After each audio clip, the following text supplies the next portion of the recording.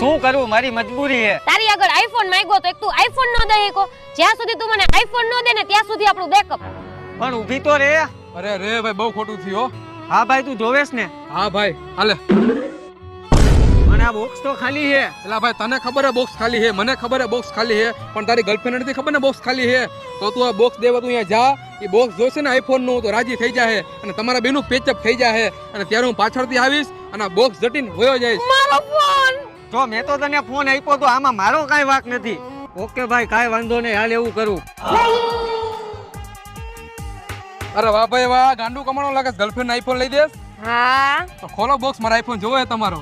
ભાઈ તું તો ફોન લઈને ભાગવાનો હતો, ફટાફટ ફોન લઈને ભાગને હવે. આ ભાઈ કે હમરાતું નથી, તમે બોક્સ ખોલો ગયો કા.